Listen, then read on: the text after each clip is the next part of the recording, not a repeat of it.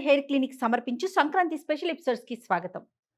నమస్తే రమ్మగారు. నమస్తే జయ. కనుమ ముక్కనుమ వీటికి సంబంధించి మనం మాట్లాడుకుందాం రమ్మగారు.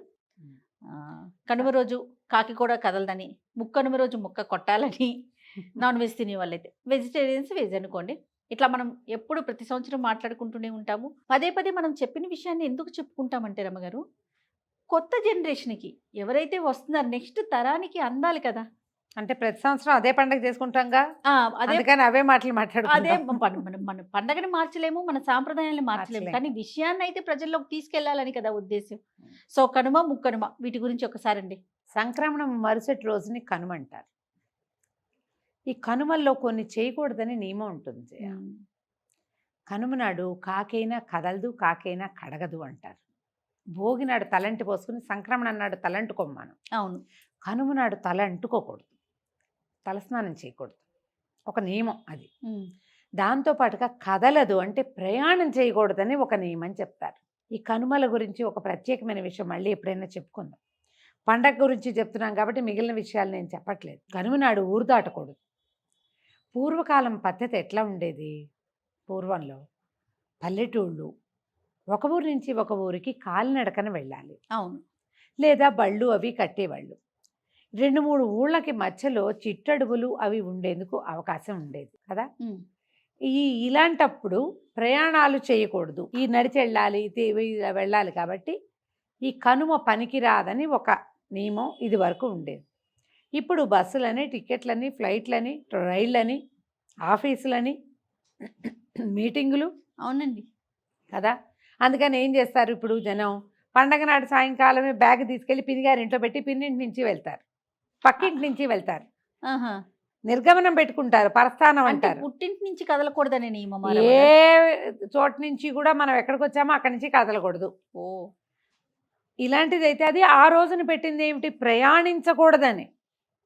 నువ్వు కనుమ రోజున బస్సులు కార్లు అవి ఇలా లైన్గా కనపడతాయి మనకి హైవేలో. మరి అదిగా చేయాలంటే ఇది ఎలా కుదురుతుంది కదా. కాలాన్ని బట్టి కొంచెం మార్చుకుంటాం, దీన్ని వదిలేద్దాం ఇక్కడే.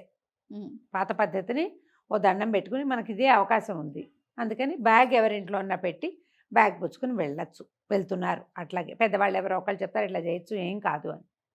అయితే ఈ కనుమ నాడు మాంసాహారం ప్రత్యేకంగా చెప్పబడుతుంది. ఈ మాంసాహారం అంటే మాంసాహారం తినని వాళ్ళ పరిస్థితి ఏమిటి?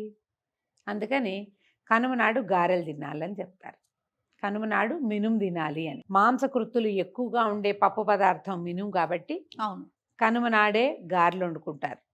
అందరూ వండుకుని దాంతోపాటు వాళ్ళు చేసుకోగలిగే పదార్థాన్ని అవతల వాళ్ళు, వీళ్ళు తినగలిగే ఏ అల్ల పచ్చడిను యువతల వాళ్ళు చేసుకుంటారు. కనుమ నాడు గారె తినాలి. ఇప్పుడు కనుమకి దీనికి ఏం సంబంధం? సంక్రమణము దేనికి జరిగింది? సూర్యుడికి. సూర్యగమనంలో మార్పు రాగానే ప్రకృతిలో మార్పులు మొదలైపోతాయి. బలవర్ధకమైన ఆహారం తీసుకోరా నాయనా, రేపటి నుంచి ఉంది నీ సంగతి. ఎండ దంచి కొట్టేస్తాడు, మొదలు పెడతాడు. మాఘం వచ్చిందంటే ముదిరిపోతుంది. ఈసారి సంక్రమణము మాఘము పెద్ద దూరంలో కూడా లేవు. అవును అవును. జనవరిలో రథసప్తమి వచ్చింది, ఈ మధ్యకాలంలో చూడలేం మనం, ఈసారి వచ్చేసింది. అవును, మాఘం కూడా వచ్చేస్తుంది. జనరల్గా పుష్యంలోనే సంక్రమణం కనపడుతుంది, పుష్యం మధ్యలోనే. అవును, ఇది చివరికి వచ్చేసింది, ఎండ పెరిగిపోతుంది. బలవర్ధకమైన ఆహారం తీసుకోండి అనేది ఒక నియమంగా మనకి అలవరిచి పెట్టారు. ఈ కనుమని పశువుల పండుగ అంటారు. ఈ ముందు కాలం అంతా అంటే మనకి ధాన్యాన్ని ఇల్లు చేర్చే వరకు, ఎక్కడి నుంచి? ఆకుమళ్ళు పోసిన దగ్గర నుంచి, అంటే విత్తనాలు వేసిన దగ్గర నుంచి ఈ ధాన్యం ఇంటికి చేరేదాకా, అంటే సంక్రాంతి పండగ దాకా బాగా పనిచేసినటువంటి ఎడ్లని, గిత్తలని, కోడలని సేవిస్తారు ఈరోజు. ఆవులుంటే గోసేవ చేసుకుంటారు. అన్ని పశువుల్ని శుభ్రంగా కడిగి పసుపు బొట్టు పెట్టి అలంకారం చేసి మెళ్ళో పువ్వులు వేసి, ఆవులనైతే ముఖానికి కాస్త పసుపు బొట్టు పెట్టుకుని, ఎడ్లను కూడా బసవయ్యలను కూడా అలాగే చేస్తారు. అలంకారం చేసి మెళ్ళో దండలేసి పూజించి నమస్కారం చేసుకుని, తండ్రి నువ్వు ఒకడే ఉన్నావు కాబట్టి ఈ వ్యవసాయం అంతా సులువుగా అయిందని ఆ రోజున వాటి మెడల మీద కాడి వెయ్యరు, భక్తిగా దండం పెట్టుకుంటారు. వీటికి చక్కగా మినుములు నానబెట్టి, పెసలు నానబెట్టి, ఉలవలు ఉడకబెట్టి, జొన్నలు దంచి ఉమ్, ఇట్లా రకరకాల ఆహార పదార్థాలు పెడతారు.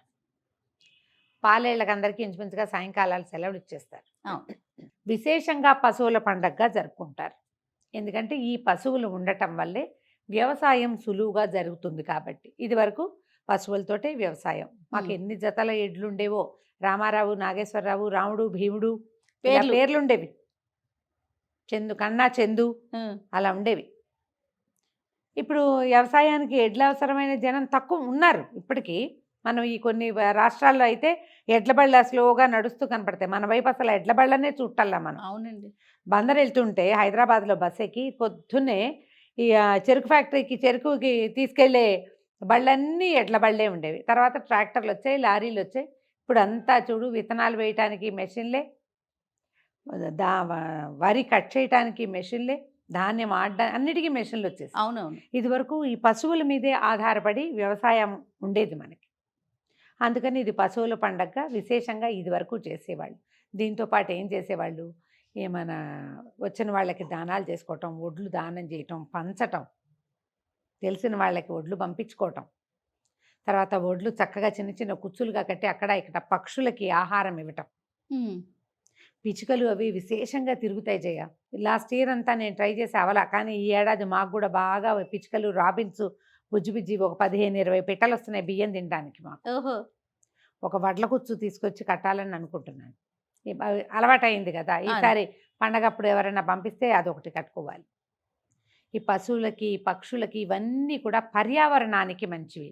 పర్యావరణం బాగుంటేనే, పశు సంపద బాగుంటేనే వ్యవసాయం బాగుంటుంది. అవునండి. వ్యవసాయం బాగుంటేనే రైతు బాగుంటాడు. రైతు బాగుంటేనే దేశం బాగుంటుంది. ఖచ్చితంగా. ఈ పండగని ప్రత్యేకంగా దీనికోసం నిర్ధారించి పెట్టారు. కొన్ని చోట్ల పాయసం ఉండి కూడా ఎడ్లకి తినిపిస్తారు.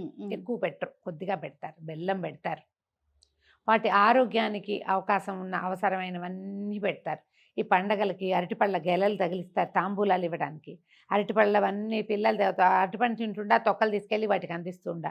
కొన్ని అరటిపళ్ళు కూడా చిట్టివి పొట్టివి 2 ఇచ్చారనుకో, ఒకటి దావుకో దూడకో పెట్టేస్తుంటారు. అలా చేసేవాళ్ళం మేము. నాకు ఎక్కడైనా రోడ్డు మీద కనపడితే, ఆవు కనపడిందంటే అరటిపళ్ళు కొనుక్కుంటాను నేను. ఏదో ఒకటి వాటిని అట్లా సేవించుకోవాలనే ఒక దృక్పథము మన లోపల ఉండటం.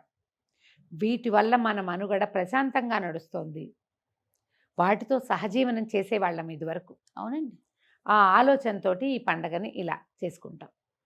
ఈ రోజున ఈ కనుమ నాడు గారెలు వండుకోవటము, తర్వాత ఈ పశువుల పండగ చేసుకోవటము, పశువుల పోటీలు కూడా పెడతారు. ఎడ్ల పందాలు పెట్టేవాళ్ళు ఇదివరకు. కొన్ని ప్రాంతాల్లో ఇప్పటికీ ఉన్నాయి. సరే, కోడి పందాలు లాంటి వ్యవహారం కూడా ఒకటి కనపడుతుంది. ఇది కొన్ని ప్రాంతాల్లో డబ్బున్న వారి ఆటగా కూడా పరిణమించి ఉంటుంది. వారి వారి ఛాయిస్ ప్రకారము. ఇందులో ఏంటంటే డబ్బు, పందాలు అంటే గ్యాంబ్లింగ్ లాంటిది. తర్వాత జీవహింస. ఇప్పుడు మీరు మానేస్తే మాత్రం కోళ్ళు తినకుండా ఎందుకుంటారు? అంతేగా, ఆహారంగా ఉన్నాయి కదా అవి. ఈ పోటీ పెట్టడంలో జీవహింస కనపడుతోంది, కానీ అవి ఎలాగూ ఎప్పటి నుంచో పురాతన కాలం నుంచి ఆహారమే. ఇప్పుడు అవి ఆహారంగానే ఉన్నాయి.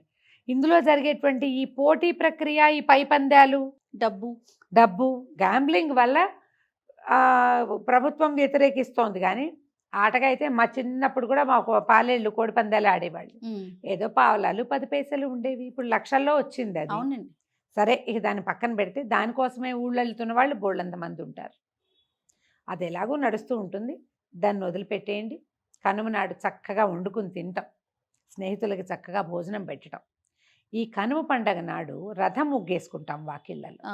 మనము ధను సంక్రమణం నాడు మొదలుపెట్టిన పీటల ముగ్గుల్ని సంక్రాంతి పండగతోటి ఆపేసి కనుమ నాడు రథం ముగ్గేస్తారు. ఈ రథం మీద బలిచక్రవర్తి భూలోకంలోకి వస్తాడని, పాడి పంటలతోటి సస్యశ్యామలంగా ఉన్నటువంటి భూమిని అందరినీ చూసి మళ్ళీ పాతాళ ప్రవేశం చేస్తాడని చెప్తారు.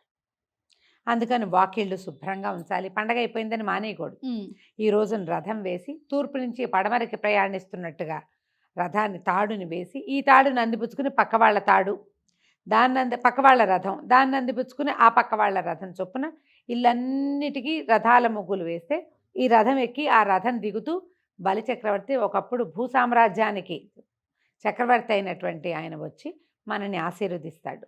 మన పంటలు మరింతగా పండేలాగా ఆయన ఆశీర్వాదం మనకి లభిస్తుంది. కాబట్టి మన ప్రాంతం అంతా రథం ముగ్గేస్తారు. అంటే బలిచక్రవర్తి మనకే వస్తాడు. మరి బీహార్లో, మహారాష్ట్రలో వాళ్ళంతా ఏం చేస్తారంటే వాళ్ళ వాళ్ళ విధానాన్ని వాళ్ళు అవలంబిస్తారు. అంతే. మంది మనం చేస్తాం కదా. ఈ బలిచక్రవర్తి ఈ రోజున కుక్కల్ని కానీ, కోతుల్ని కానీ, కోళ్ళని కానీ అదిలించకూడదు, అదిలించద్దు. ఆహారం బాగా ఇవ్వాలి. అన్ని మన చుట్టుపక్కల ఉండేటువంటి పక్షులు, శునకాలు, మార్జాలాలు ఒకవేళ ఉంటే, కోళ్ళు, తర్వాత ఏమో ఎడ్లు, ఆవులు, గేదెలు, దూడలు అన్నిటికీ సమృద్ధిగా ఆహారం ఇచ్చి అవి ఆకలితో అలమటించి అరిచే లాంటి పరిస్థితిని కల్పించకూడదు. శుభ్రంగా పెట్టడము, నీళ్లు పెట్టడము. ఇది గనక చేస్తే బలిచక్రవర్తి సంతోషిస్తాడని, ఆయన ఆశీర్వాదం లభించి ఈ పంటలు మరింతగా పండి సస్య సమృద్ధి కలిగి మనకి ఆహారపు కొరత అలాంటివి ఈ ఏడాది రాకుండా ఉంటుందని మనం ఈ పని చేస్తాం. ఓకే. ఈ రథ ముగ్గులు వేసుకుంటాం. దీంతో పండగ హడావిడి ముగిసిపోతుంది. కనుమ నాడు ప్రయాణం చేయకూడదు, ముక్కనుమ నాడు కూడా చేయకూడదు అంటారు. ముక్కనుమ అంటే కనుమ నాటి మర్నాడు. దీనికి ఈజీ మెథడ్ నేను చెప్పా కదా. మీ బ్యాగులు తీసుకెళ్ళి ఎవరింట్లో ఉన్నా పెట్టుకోండి. ఆ బ్యాగ్ మీ ఇంటికి తేకుండా మీ ఇంటి నుంచి వాళ్ళ ఇంటికి వెళ్ళి ఆ బ్యాగ్ పుచ్చుకుని అట్టించట్టే వెళ్ళండి.